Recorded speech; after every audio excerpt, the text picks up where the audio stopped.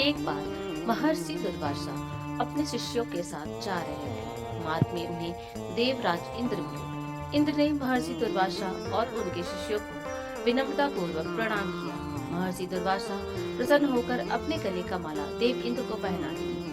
वह देव इंद्र यह माला उतार कर अपने हाथी के मस्तिष्क में डाल दी, लेकिन यह माला हाथी ने अपने सर से निकालकर पैरों से कुचल डाला। पूरी घटना को देख महर्षि दुर्वासा क्रोधित हो गए और स्वर्गलोक में सभी देवताओं की ताकत व वैभव को खत्म करने का श्राप दे दिया। इंद्र को बलहीन जानकर असुरों ने स्वर्ग पर आक्रमण कर दिया और देवगण को पराजित कर स्वर्ग पर अपना राज्य स्थापित कर दिया।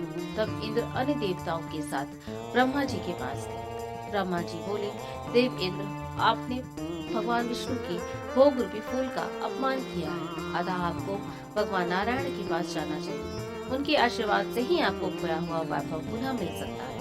इस प्रकार ब्रह्मा जी ने इंद्र को आश्वस्त किया और उन्हें लेकर भगवान विष्णु के शरण में पहुँचे। देवगण भगवान विष्णु की स्तुति करते हुए बोले, भगवान हमारी रक्षा कीजिए।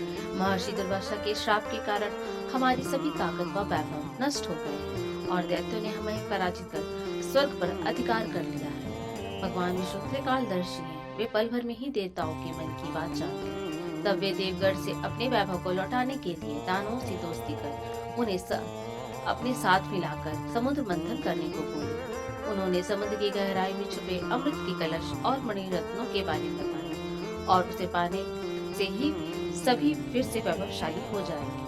भगवान विष्णु के कहे अनुसार इंद्र सहित सभी देवता दैत्यराज बलि के पास संधि का प्रस्ताव लेकर गए और उन्हें अमृत के बारे में बताकर समुद्र मंथन के लिए तैयार कर लिया।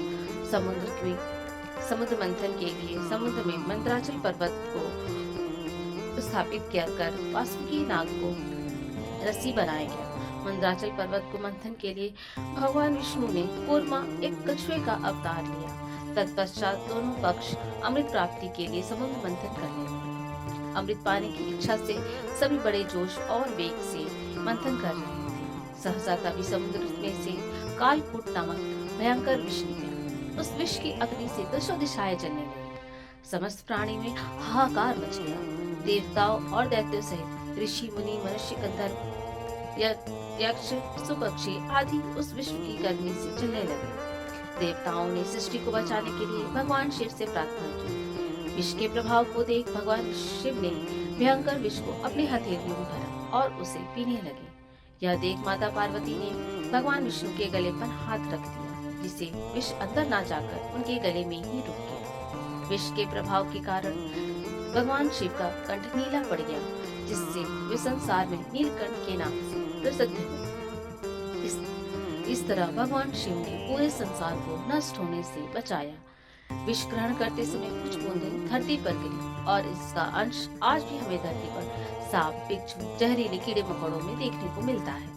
समुद्र मंथन के दौरान 14 रत्न मिले, जिन्हें देवताओं और असुरों ने आपस में बांट लिया।